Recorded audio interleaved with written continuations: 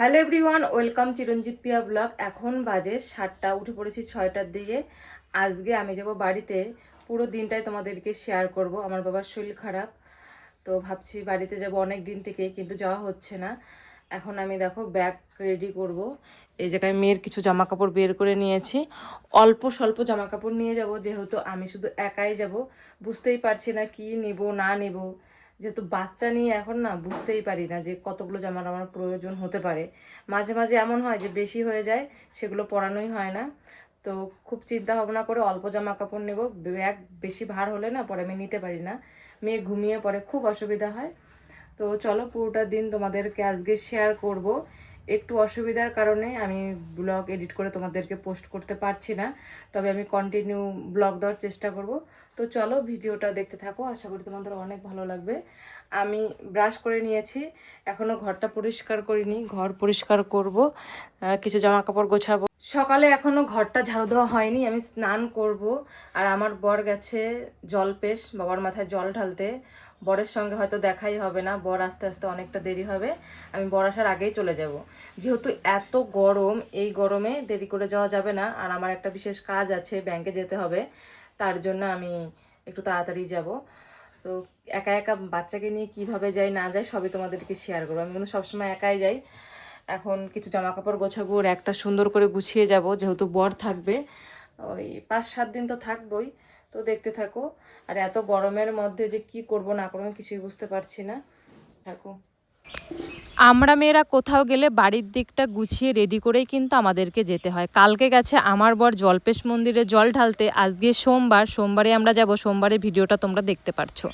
এতদিন হয়ে গেল, আজকে শুক্রবারে আমার ভিডিওটা আমি এডিট করছি, তারপরে পোস্ট করব, তারপরে তোমরা দেখতে পারবে। এখনও কিন্তু আমার বর আসেনি। এখন বাজে ওই সকাল কয়টা, 8:30 মতো বেজে গেছে, 8:30 না 8টা বাজে, হয়তো 8টা বেজে গেছে।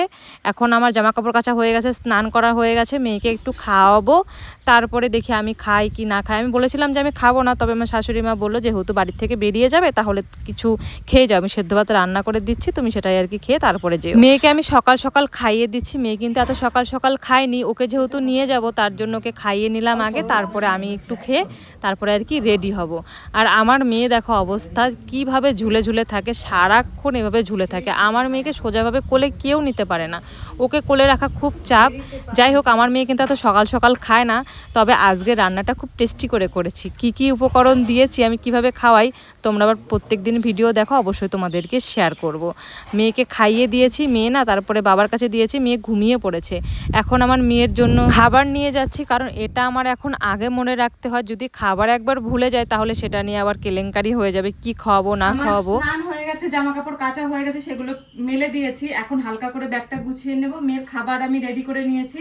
কোথাও গেলে এখন তোমার মেয়ের খাবার নিতেই হবে। বেশি জামা কাপড় নেব না, জাস্ট অল্পই জামা কাপড় নেব, পরে আবার ঘরটা সুন্দর করে গুছিয়ে দিতে হবে। কারণ আমার বর আবার আসবে, ও তো গোছায় না, কারণ এত ব্যস্ত থাকে। সত্যি এখন আমার বর পারেই না, আমি তো মাঝে সাঝে রাগারাগি করি। যেগুলো আর কি জামা কাপড় নেবো সব দেখো বের করে নিয়েছি। এখন আমি গুছিয়ে নেব যে কি কি লাগে, এর মধ্যে থেকে যদি কিছু বাদ দিতে হয় সেটা কিন্তু আমি বাদ দেবো। এত জামা কাপড় আমি নেব না, এলোমেলো আছে দেখে অনেক মনে হচ্ছে। আজকে ব্যাগটা অনেক পাতলা করব আমি, আমার এত ভারী ব্যাগ, এত যে তোতলা, এত ভারী ব্যাগ আমার নিয়ে যেতে ইচ্ছে করে না। তো চলো দেখতে থাকো, কি বলি, দেখতে থাকো দেখতে থাকো। এখন আমি ব্যাগটা ভাঁজ করে নিই। মোটামুটি আমার ব্যাগ গোছানো কমপ্লিট, আর ব্যাগে সেরকম কিছু নিতে হবে না, যেগুলো দিয়ে সাজবো আর কি, আমি তো সাজি না, তো সেটাই আর কি নেবো। তো মেয়েকে রেডি করাবো, আমি রেডি হবো, খাবো। এখন সুন্দর করে ঘরটা গুছিয়ে দেই। মেয়ের জন্য আজকে দেখো একটা আমি মালা বের করেছি, মেয়েকে একটা মালা পরাবো। অনেকদিন থেকে ভাবছি পরানো হয়ে উঠছে না।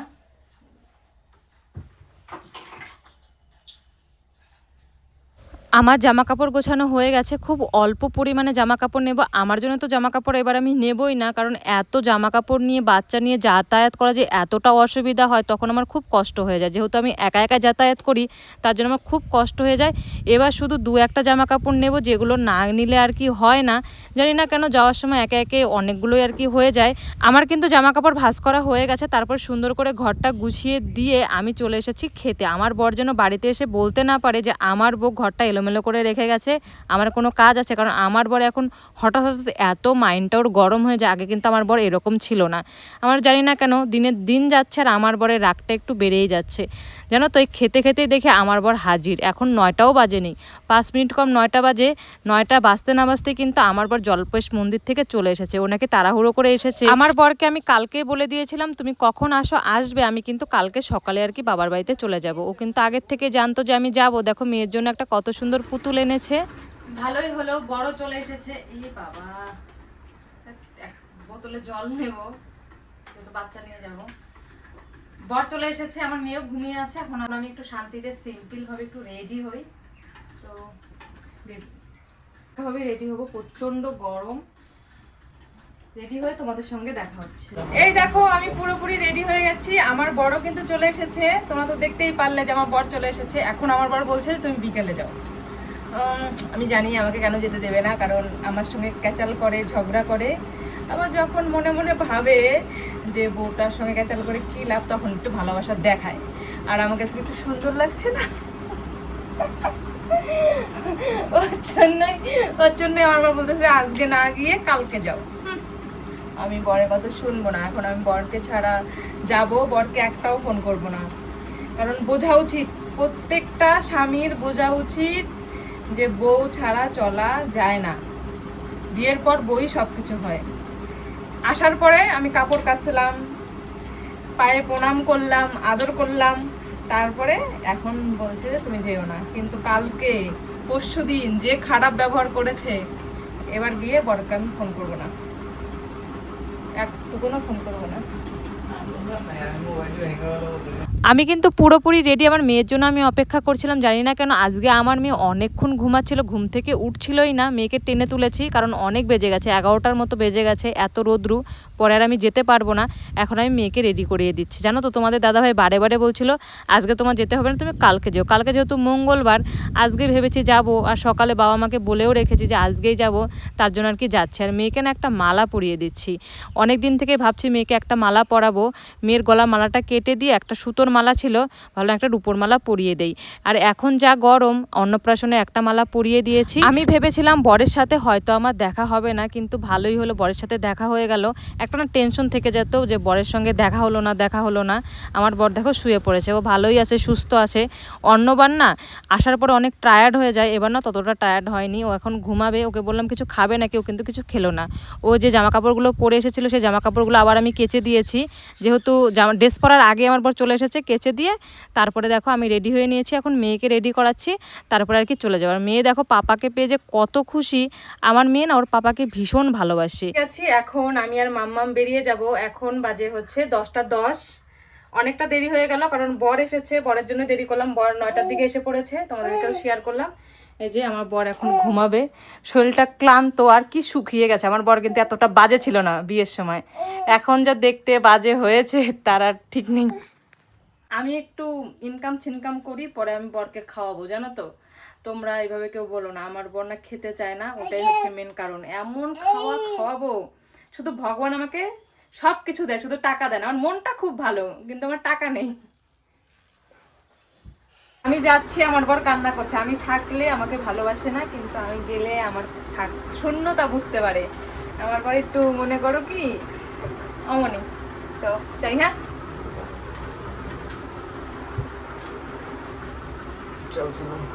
দিদা গেলাম। কবে যায়?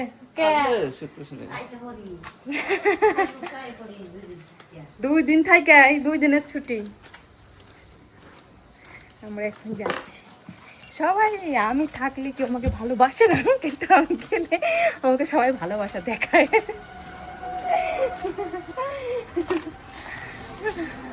চলো যাই। আমার বর আধার কার্ডটা নিয়ে আসলাম না, তো নিয়ে আসি। আর তো যাবে না, যাবো টাকা দিয়ে যাও, আবার যাবো নাকি? খুশি হে হে। তাহলে রেস্ট টেস্ট করে পরে দোকান খুলো। হ্যাঁ ঘুমা, পরে খুলে একবার 4টা কিংবা 5টা। তাহলে এখন যে ঘুমা, তারপর খুলবে। চলো যাও গো।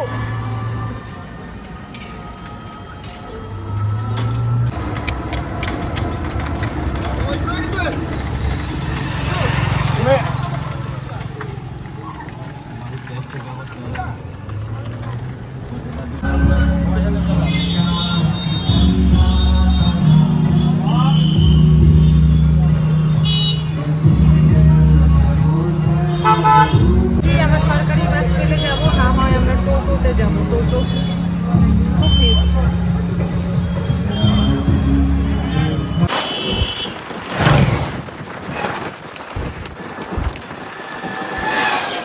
এত কষ্ট করে আসলাম, এখনো আমার অ্যাকাউন্ট খোলেনি। 1 মাস আগে অ্যাকাউন্ট ঠিক করতে দিয়েছি, এখন অ্যাকাউন্ট খোলেনি। এখন আমি যাব, জানি না ব্যাগ নিয়ে মেয়ে নিয়ে কীভাবে যাব। তো চলো দেখে থাকো। এই না, এখানে থাকা যাবে না, চল মামা বাড়ি চল। এই যে আমরা পৌঁছে গেছি নিশিগঞ্জ ব্যাংকের সামনে। ব্যাংকের অ্যাকাউন্ট আমার এখনো বন্ধ। হ্যাঁ হ্যাঁ, এখনই আসলাম, হাতটা আমার লাগে গেছে। গেছিলাম একটু ব্যাংকে, কিন্তু আমার ব্যাংক অ্যাকাউন্ট কবে বন্ধ, এখনো ব্যাংক অ্যাকাউন্ট খোলেই নাই। এই যে এই যে দাদু দাদু আপেল দিয়েছে না, ওই দেখো মুখে, ডাইরেক্ট মুখে, কোনো কথা হবে না। ওই আনারস কত করে? হ্যাঁ, কোচবিহার যেন কত? 50 40। ওগুলো ছোট, এর থেকেও বড়। এর থেকে বড় পাতা কাটা। পাতা কাটা না? হ্যাঁ, ওগুলো অর্ধেক পাতা। গলা কাটা না, গোসপুর কালকে নিয়ে। দেখে এটা দেবো। এটা কত? কয় টাকা জানি বললাম? 60 টাকা। এদের থেকে তো বড় আছে তো, এই জন্য বড় হয়েছে। আজকে সকাল সকাল ওয়েদারটা খুবই আর কি ভালো ছিল। যত বেলা হচ্ছিল তত আর গরম বেশি করে দিচ্ছিল। আমি যেই দরকারে আর কি সকাল সকাল এসেছি, সেই দরকারটা তো আমার হলোই না। আমার ব্যাংক অ্যাকাউন্ট একটা বন্ধ হয়ে আছে, সেই ব্যাংক অ্যাকাউন্টটা আমি 1 মাস আগে জমা দিয়ে এসেছি, সেই ব্যাংকের অ্যাকাউন্ট কিন্তু এখনও খোলেনি। তার জন্য আমার এত খারাপ লাগছিল, এত দূর জার্নি করে যেতে হয়, জানি না কবে ব্যাংক অ্যাকাউন্টটা খুলবে। ব্যাংক অ্যাকাউন্ট আমার খুবই আর কি দরকার, সেটা তো হলো না। দেখো আমি কিন্তু বাড়িতে পৌঁছে গেছি, অনেক আজকে কষ্ট হয়েছে। আর দেখো আমার বাবার কোলে আমার মেয়ে, আমার বাবাকেই কিন্তু দেখতে এসেছি। কোথায়? আমার এসে দেখো, তাকাও, দাদু দাদু দাদু।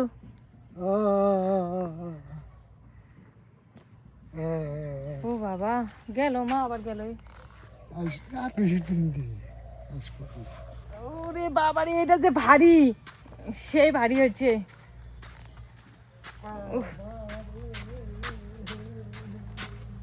এটার মধ্যে আমি আম ঢুকিয়েছি, আম ঢোকানোর পরে ভারী হয়ে গেছে। ও বাবা, মা দেখো কত সুন্দর করে আমাদের ঘর বাড়ি লেপাপোছা করেছে। লেপলে কিন্তু দারুণ লাগে, ভাল লাগছে। এবার বাড়িতে এসেছি আমি সোমবারের দিন, আজকে হচ্ছে শুক্রবার। 5 দিন হয়ে গেছে আমি একটাও ব্লগ ভিডিও শ্যুট করিনি, এমনকি তোমাদেরকে এডিট করে পোস্টও করিনি।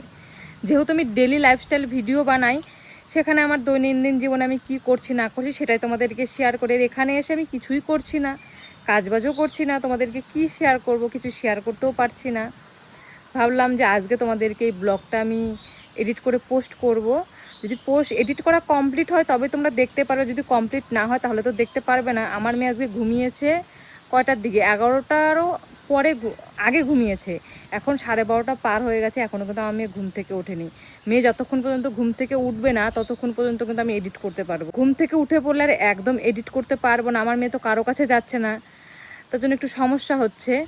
তো বাড়ি যাওয়ারও টাইম হয়ে আসলো, তো কি করি না করি তোমাদেরকে কিন্তু অবশ্যই শেয়ার করব। আর কে কে আমার ভিডিও দেখো অবশ্যই একটা করে কমেন্ট করবে। কমেন্ট করলে বলো তো খুব ভালো হয়, যে আমি বুঝতে পারি কে কে আমার ভিডিও তোমরা দেখছো। আর কে কে ফেসবুক থেকে আমার ভিডিও দেখো সেটাও কিন্তু কমেন্ট করে জানিও, তাহলে আমার খুব ভালো লাগবে। তো এই ভিডিওটা আমি এখানে এন্ড করছি। খুব একটা ছোট্ট ব্লগ হয়েছে, কালকের দিনটা তোমাদেরকে অবশ্যই শেয়ার করব। তো বাই, দেখা হবে নেক্সট কোনো ভিডিওতে।